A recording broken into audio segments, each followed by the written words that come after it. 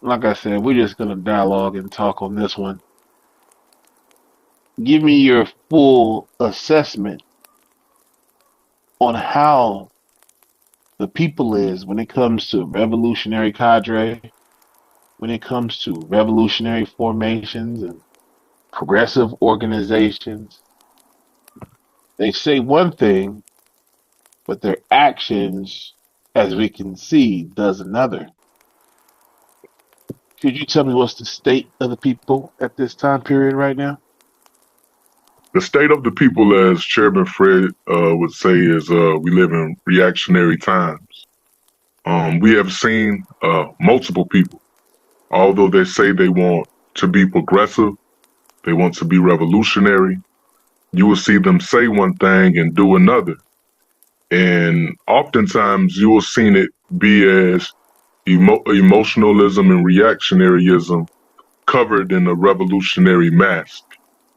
And what we must also take into account is that these are those who have not went through a full revolutionary culture, a cultural revolution. And what happens is as you already see, those who believe cultural revolution is a re-Africanization. Now this is just the same hamster wheel trick. And if it's not re-Africanization, it's more of a person of militancyization. So they believe what they're doing is militant, and they just throw on a militant dress on top of a reactionary emotionalist body, and then that's where the conflict comes in. And then it just becomes rhetoric. But again, until we see and until we experience the fullness of an internal cultural revolution, we will only continue to see emotional reactionaryism covered in a militant or African dress. As you Are bring up you? the word, as you bring up the word reactionary, um, and we live in reactionary times, can you define, with the long answer, what is a reactionary and what is reactionary time? All right, a reactionary, regressive. As you see as a reactionary, this is one who uh, is against progressiveness. But in the way that they're against this is continuing to hold on or to continue to promote an old guard. This old guard, whether it be through a monarch, whether it be through cronyism, whether it be through lackeyism. Cronies and lackeys are those who are yes mans or those that are friends. These are those placed in position through nepotism due to their unblinding, their blinded loyalty and or favoritism.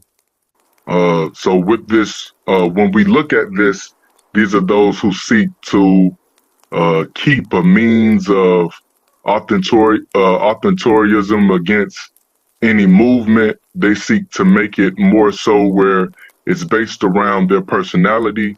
It's based more so around what you could do for me and what I could do for you, which in turn goes to liberalism. And then more so, it's against any progressive change that affects the status quo of this said organization, group, or society. Now, when we look at reactionary times, we must gaze and see, well, when we say reactionary times, are you talking about something on the clock? No. We're talking about the age of what this is. Although we see that technology, these things are transformative. When it comes to society standards, there's more of a big conservative approach with the liberal twist. Liberal meaning placing individualistic mind state over that of community, over that of a communal group, and conservative meaning to hold on to quote unquote traditional values and not allow any type of transformative values, any type of transformative ways and means or actions to influence the larger set of group.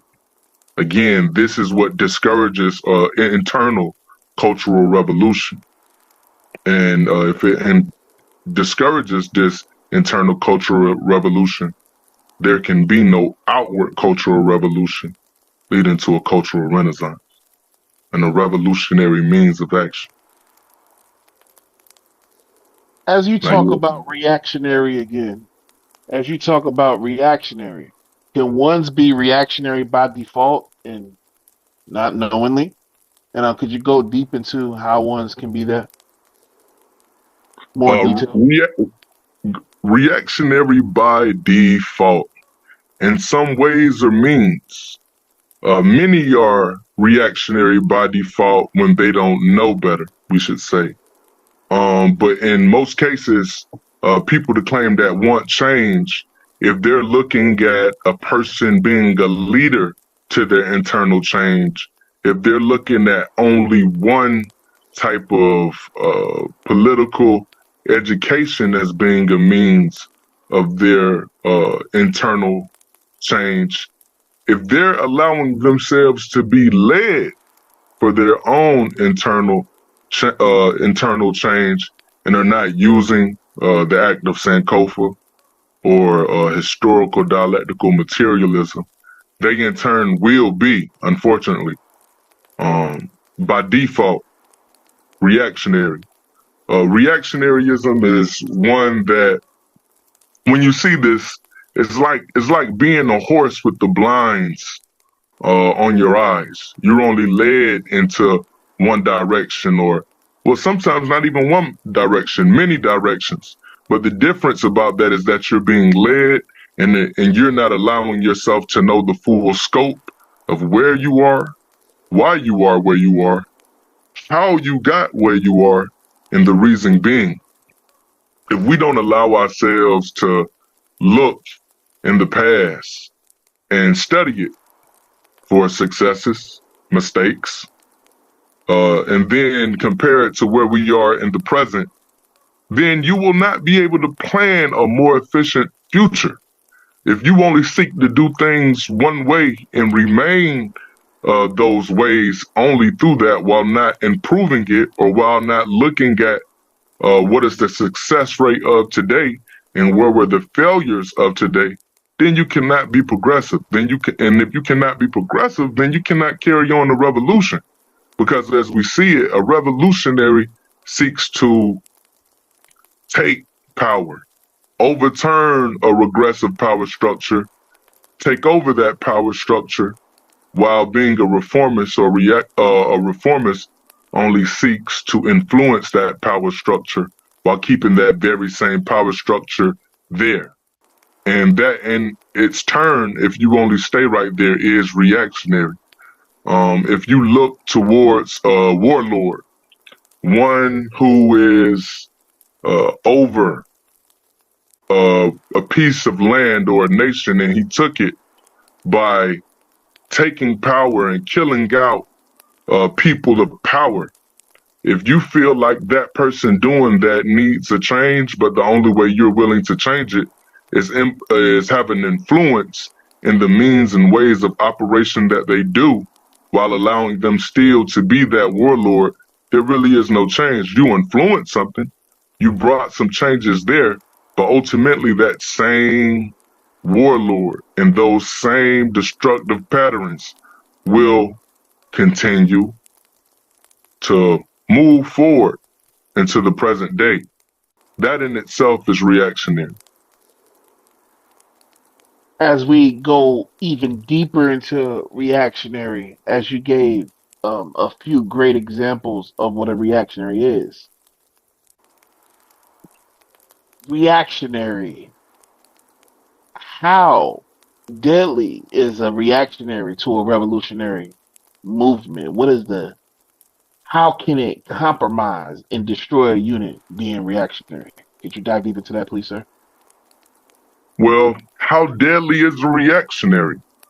A reactionary is so deadly that if we look at the situation that happened in Togo with Sylvanus Olympio in the 19, I believe, 1963 coup, those that were reactionary committed a coup on him. And this coup, although it was based on personality, and it was also it was based on a group of French loyalists who had went out of their way to connect with the CIA, to connect with the IMF, and be vassals of the French. They would kill Olympio and assume power just to restore French influence, just to restore the IMF when Olympio was working to have Togo print and make their own money and have their own reserve.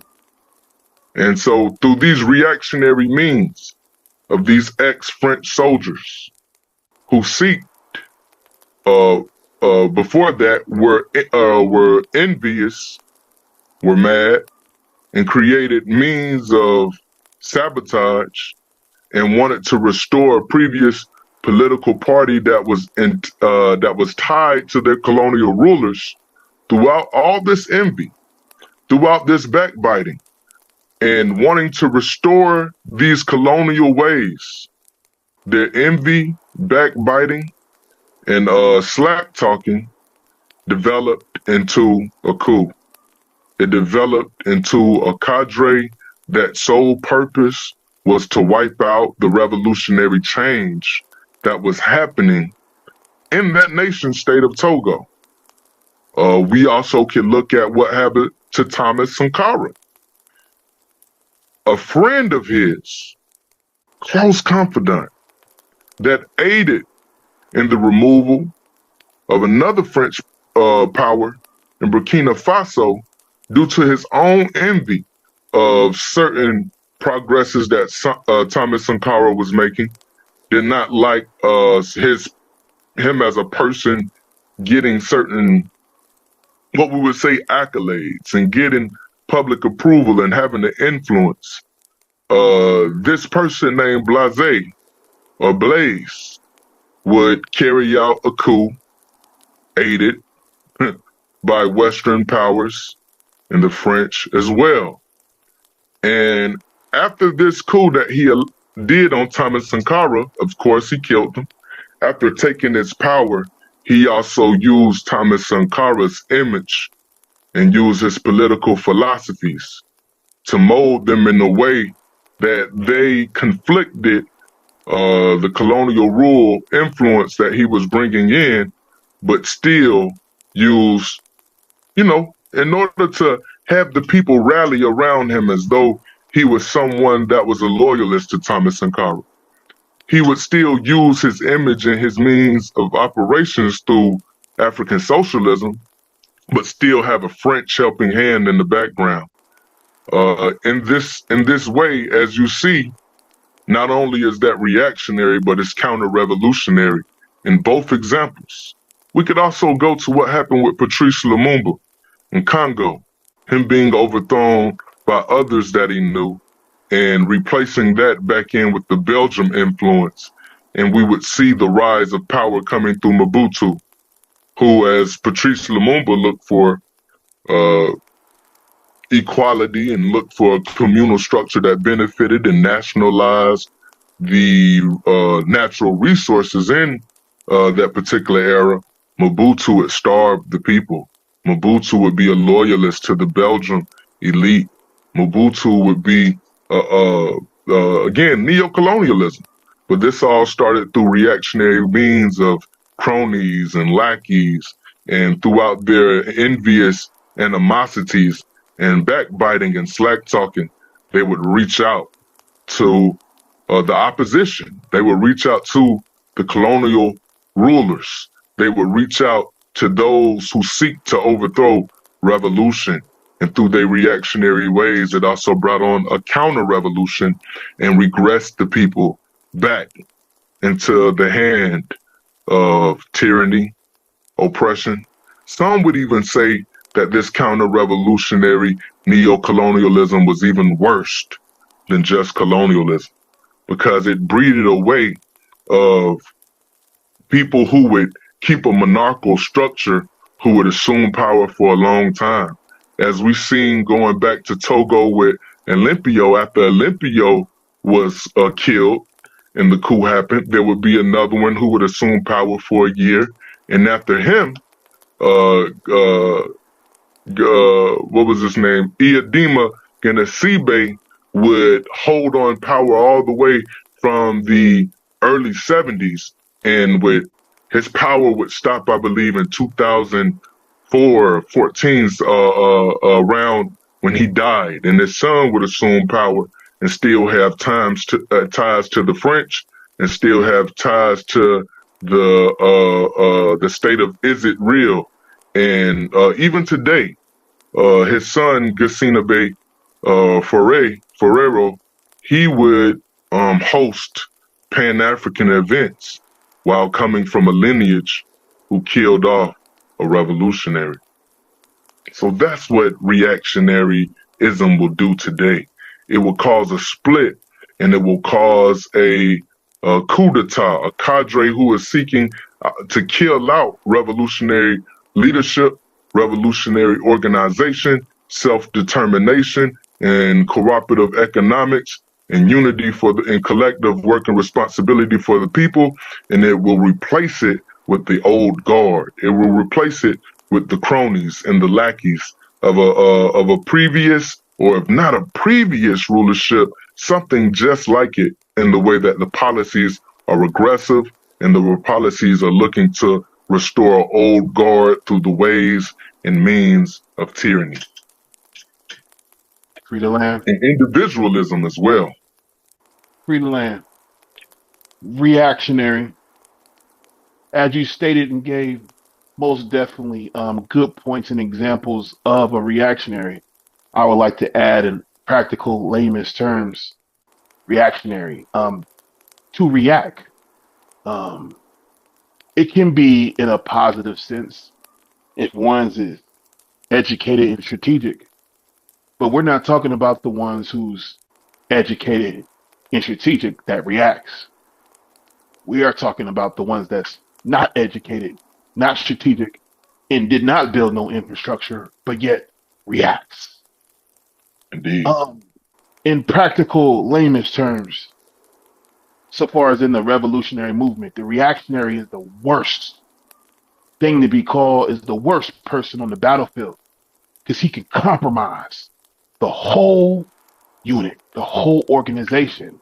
He can get everybody killed, everybody locked up due to his own emotions, due to him reacting in a way that's not strategic while in the fascist state of the United States of America.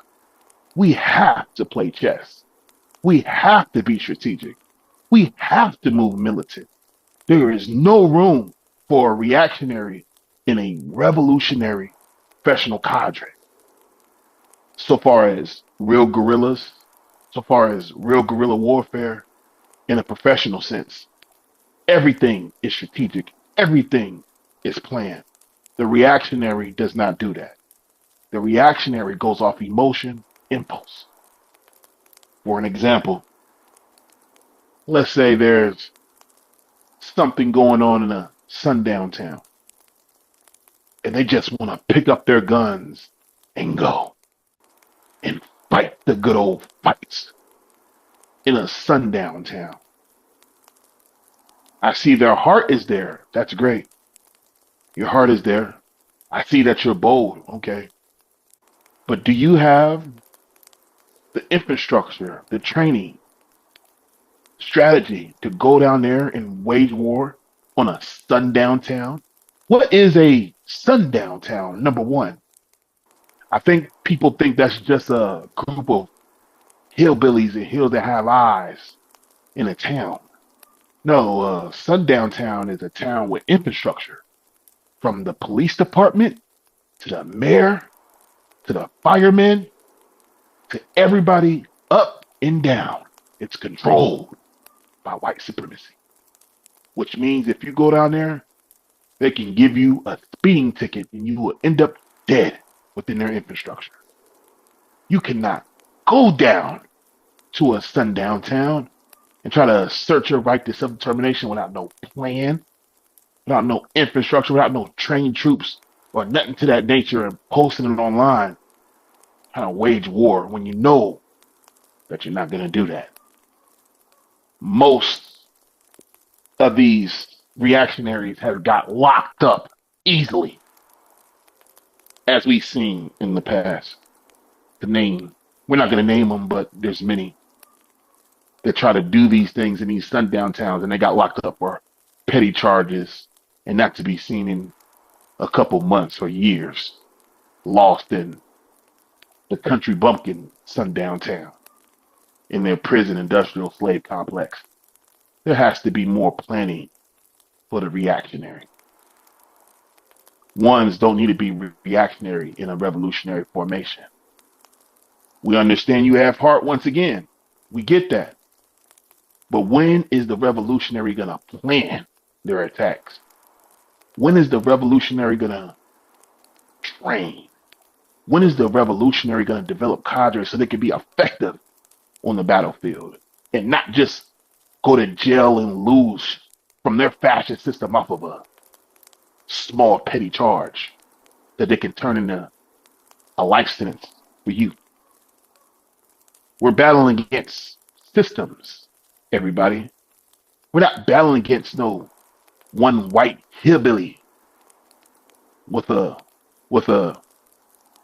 hunting rifle like back in the days, KKK back in the days. We're battling against systems, infrastructure. That's why I tell everybody to watch that movie that I post. It's a very good movie, but that's what we're facing.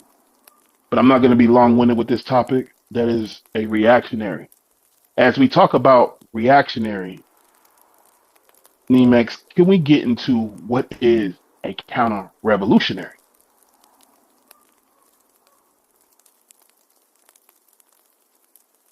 Counter-revolutionary, as you see the word counter and you see revolutionary. Revolutionary, we could go to the base of it of just saying complete constructive change. Revolutionary, one that seeks to get better with time as everything is in the current. Counter means to stop something. Counter means that if something is continuing, you go and hit that with something to mess up the momentum of what is happening. When we see a counter-revolutionary, as it was stated, this is one who moves against revolution. Very close to reactionary because it is also in the way that it is a gradual process. The reactionary becomes counter-revolutionary by the things that he does. Since he does not study to train, train to know to implement something progressive, he will only despise revolution. He will only despise change. And what he will seek to do is to move against it. Sometimes based on him not knowing, not doing the scholarly study and research to understand problems, but also he will do what he do based on not liking revolution. Not liking revolution as it goes to just on the basis of willing to uphold something and try to do better than what's moving. Looking to prove that something is not the way to go just because he or she does not like it. But this is also based in jealousy. This is also based in a means of individual control over organizations, movements, societies, and people. The counter-revolutionary does not look for a communal means. The counter-revolutionary looks on a way that they themselves can enrich themselves off of stopping something that is looking to enrich the whole of the group. the counter-revolutionary, by what they do, shows that they don't have love for themselves or the people at all, but the love is for what they gain by rulership, leadership, and stopping the progressive flow.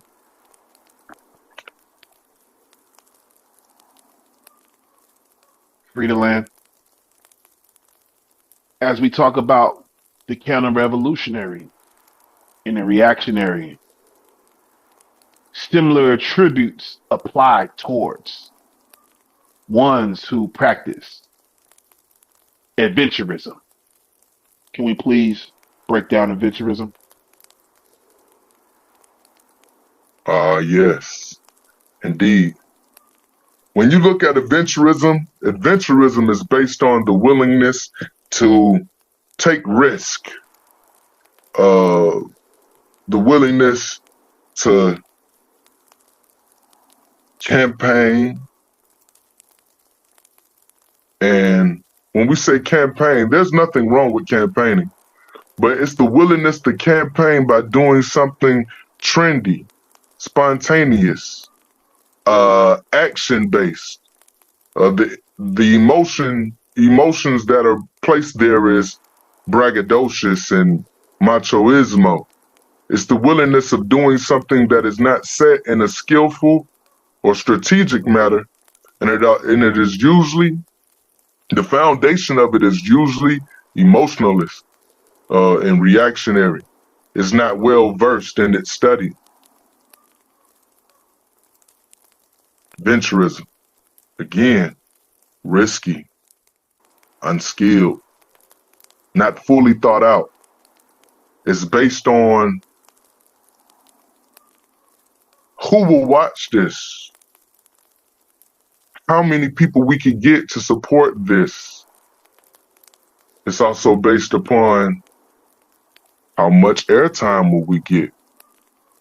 It's also based upon how many people will look at me and adore me and idolize me on this. When we look at adventurism, again, it's always risky. It's never in the best interest of the collective. Free to land. Adventurism, in practical layman's terms, ones who venture out in a counter-revolutionary way, not calculated, not strategic at all, but to venture out and do things for, in modern day terms, clout, in modern day terms, recognition, to put oneself out in a risky way that can lead to their demise. And once again, the unit's demise. It's very important ones do not practice adventurism, especially within a revolutionary cadre. Adventurism is not supposed to be in a revolutionary cadre because, once again, everything is strategic and everything is planned out. As we talk about adventurism, reactionary, counter-revolutionary, it leads us to a big one that we have in this modern time: combat liberalism. Can you please break that down, Cameron? Indeed, indeed. Now, when we think about this combat liberalism, the liberalism that we're talking about is a individualistic mind state that looks at the self as superior over the commune, superior over morals, superiority over principles, superior, and this superiority is meaning one that does not follow the principles of said group, said organization, and the tenets thereof. One that, as they uphold others to a standard and they willfully renegade against that standard, they look at themselves as being higher than the standard that is set. Therefore, they could break the law. Now, when we go into the fullness of combat liberalism, there are a few examples that are given. You can look at this liberalism that rejects the ideological struggle and it stands unprincipled. Many ways that this liberalism manifests itself is to let things slide for the sake of peace and friendship when a person has clearly gone wrong and refrain from principled arguments because he or she is an old acquaintance or, a colleague or someone they know. This liberalism, another example is to indulge in irresponsible criticism in private instead of actively putting forward one's suggestions to the organization. And then to say nothing to the people that their faces, to say nothing of that situation to the people or to their faces, but to gossip behind their backs. Another one is to let things drift if they do not affect one's personally. It is to say little as possible while knowing perfectly well there is something wrong happening. Another is to not obey orders but to give pride of place to one's own opinions, to demand special consideration from the organization but to reject its discipline. Another is to indulge in personal attacks and pick quarrels, vent personal spite, or seek revenge instead of entering into an argument and struggling against incorrect views for the sake of unity or progress or getting the work done properly. The sixth type is to hear incorrect views without rebuttaling them, and even to hear counter-revolutionary remarks, but without reporting them, but instead to take them calmly as if nothing bad was said or if nothing bad happened. Another would be to be among the masses and fail to conduct propaganda and agitation or speak at meetings or conduct investigations and inquiries amongst them, and to instead be indifferent to them and show no concern for their well-being. Another form of liberalism is to see someone harming the interests of the masses and yet not feel indignant or dissuade or to stop them, him or her, or reason with that person, but to allow them to continue harming the interests of the masses. Another form of liberalism is to work half-heartedly without a definite plan or direction. It is to work perfunctorily and muddle along. Another is to regard oneself as having rendered great service to the revolution, to pride oneself on being a veteran, to disdain minor assignments while being quite unequal to major tasks, and to be slack and steady. Another one is to be aware of one's own mistake and yet make no attempt to correct them, taking a liberal attitude to one's self. When you see liberalism, combat liberalism, these are also security violations to security culture. As these few examples, if you think about them, think about that methodology, these wrong ways, and then if you envision the pathology that could happen, these in itself will allow the course of organizations, the course of society, and the course of community to go astray.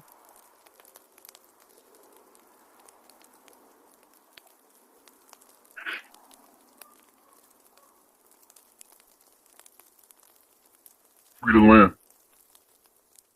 combat liberalism in practical layman's terms of what we face today in 2024 and beyond. These words that we're using is what we've all been seeing the past 10, 20, 30 years. We have not seen no real revolution since then, I would say, from my perspective and my opinion. But as we go into combat liberalism, in a practical sense, a lot of organizations we've seen and individuals we've seen take part in formation of organization, knowing good and well that there's ones within their ranks that raped, killed people, not killed, but raped, stole the money from people, snitched on people, a chaos agent, people who was just not morally and principled people with no integrity. But yet, for the sake of their organization, for the sake of seeming like they're revolutionary, which is counter-revolutionary, they will link with these people and ignore all of that just to show they have numbers and some form of revolutionary formation. It looks nice for the pictures. That's combat liberalism. That's not a real revolutionary formation at all. You unified with people who's against the people. You unify with people who is enemies of the people, but you turn an eye and make it look like it's revolutionary. That's combat liberalism. For ones to ignore the poverty pimping of leadership, for ones to ignore all of the corrupt, evil things they're doing with compromise, white supremacist groups, or taking money from the fascist state, and ignore that just to get in some form of march and look revolutionary. That's combat liberalism. In Mao's time during China, he told everybody, get in the car, loser. We're battling combat liberalism. During the time in Mao and their era in the Great Leap Forward, a lot of those people would have been killed on sight. Because once again, it destroys the integrity and the trust of the cadre of the revolutionary formation that's actually trying to benefit, that's actually trying to help the people, that's actually trying to service the people and not mislead and misguide and use the people. To ignore combat liberalism, to participate in that is an extreme case of cronyism, which means that you link with different people within the formation, and you build these friendships that's biased, and it's not based off of revolutionary principles and integrity. You don't hold people accountable for that due to your friendship. I'm sorry to tell you, but when you're in a revolutionary formation, your friendship means nothing if it's not revolutionary base, if it's not revolutionary principle. We are all here together because I see that we have principled men and women in here that's genuine and doing the right thing. At any given moment, if one was to act a certain way that's against the enemy, that one will become an enemy of me, because we're not here to be a social club. So as we talk about, as I bring up social club, Next, I'd like you to break down what's the difference between a social club and a revolutionary formation, and the difference between the organizing and such. The difference between a social club and a revolutionary formation. A social club is that in itself. It's those who are enthusiasts about a particular subject, about a particular mission, However, in this enthusiasm, it is one that is more so based on, again, the crony, the lackey, nepotism, favors. It is not a disciplined group that are based on the strict and strategic tenets of a means of order, a way of change, internally and externally. It is on the basis of meeting people, greeting people, and gain a personal following. Some social clubs could dang near be a personal, almost like a personal cult, if you will. This social club is just where people meet and they relate to each other on their enthusiasm on a particular, or their fanaticism on a particular subject, on a particular person, or even on particular ideas. A revolutionary organization seeks to seize power. Seize power in the way that this power that is seized is allowing people to see something right in front of them that they never utilized. Allowing them to see it, identify it, and then harness it and use it. And then allow others to see it, harness it, use it. This revolution seeks not to influence and make minimal changes. It seeks to overturn the negative tides of the time. It seeks to do away with regressive and ill-mannered ways of thinking and doing.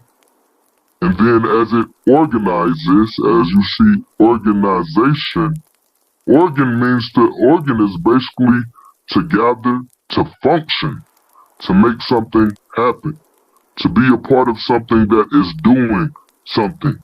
Just as in the body, the collective cells and these tissues make up an organ, these organs which are the collection of cells, these cells have a particular function. One organ may do something the other one can't. Another organ may do something that the other two organs can't do at all. But all in all, they work collectively, have a responsibility, and through the small task, the operation plays a part of a bigger picture, and it makes that through its small task. And again, a revolution. Revolution seeks to overturn the regressive and ill-mannered ways, thoughts, and actions. This is, out of various many definitions and examples, the two differences between a social club and a revolutionary organization. One is just for gathering of people to be enthusiastic while maintaining a social hierarchy and basically a friend group of fanatics and enthusiasts about a particular subject, a particular, even a person.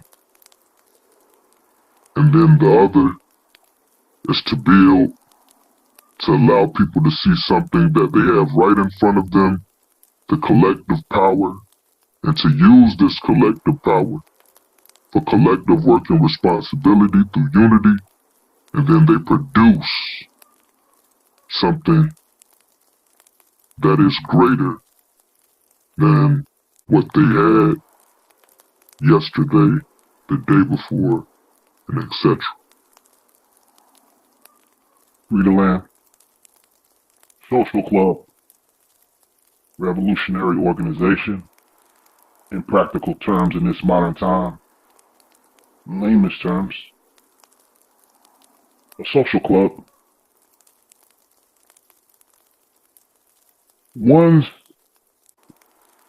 get together once again in cronyism, once again with no real political education, going off emotions, no real objective, no real political line, no real call to action.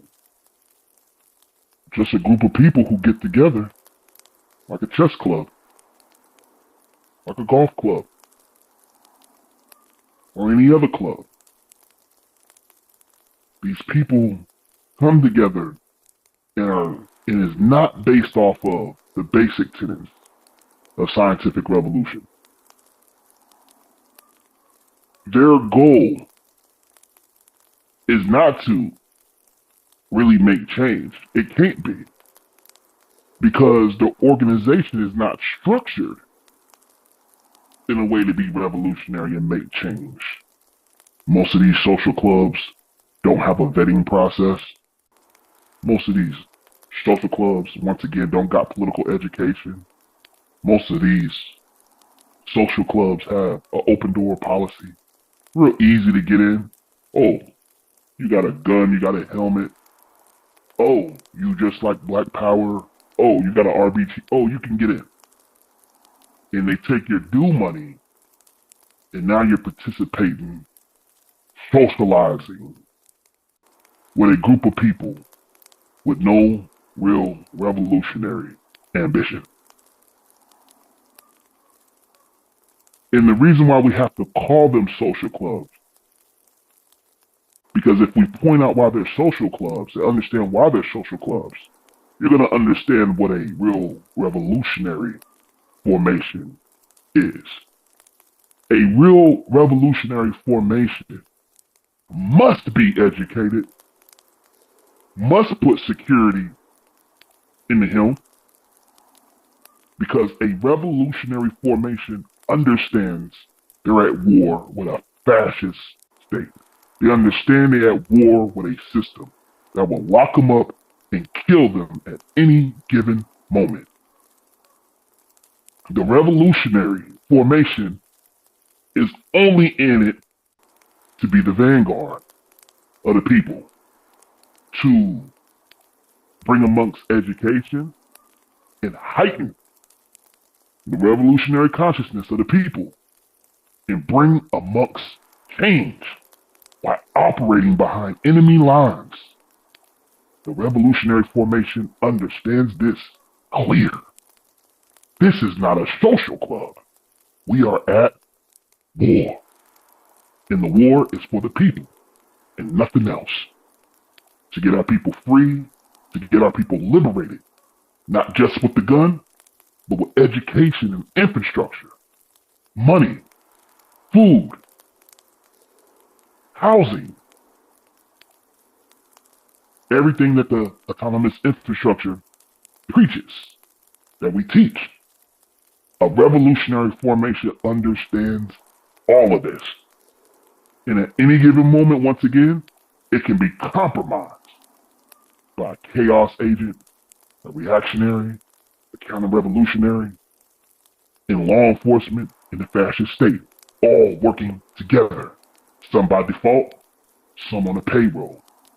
Some people got tendencies of an agent, a chaos agent, a provocateur, not knowing that they're enemies of the people by default because they're not what?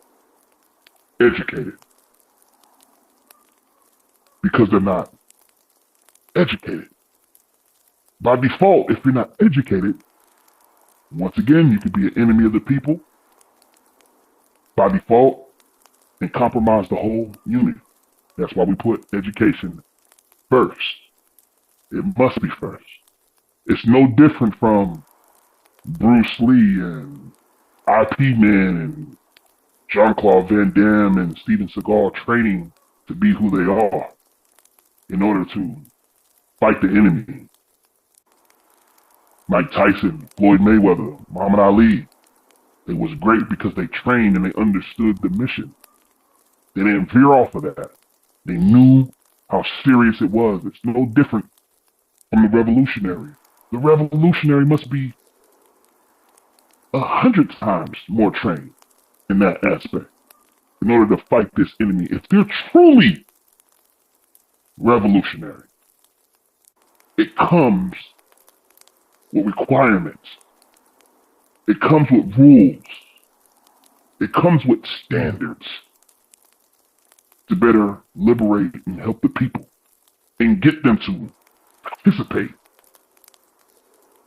through a cultural revolution within oneself that will later turn into transfer culture and gold culture that will lead us towards the right way of, once again, self-governance, freedom, liberation is what we all want at the end. But this cannot be done if we are reactionaries. This cannot be done if we think this is a social club. This cannot be done if we're practicing combat liberalism. This can't be done if we're counter-revolutionary. None of these things can be done if anybody is doing any of the definitions we talked about. It leaves us in stagnation. No matter how many guns you got and how many guns you throw in the air or take pictures with, or how bad you are, how vicious and bloody you are. If you are reactionary in any of those things I mentioned, you are a liability to the revolutionary formation. You are a liability to yourself. Ones who practice these things is not needed in the revolutionary formation in a professional cadre. In 2024, we must educate ourselves. We must link with like minds and ones who understand what it is to be revolutionary in a time of reactionary time. Education is key. Education is the only way in following the basic tenets and understand what it takes to win a people's war.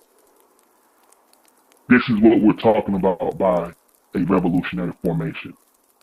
Not the ones that you see on Facebook or Instagram that's controlled opposition. We're trying to free the land by all means, by any means necessary. NIU.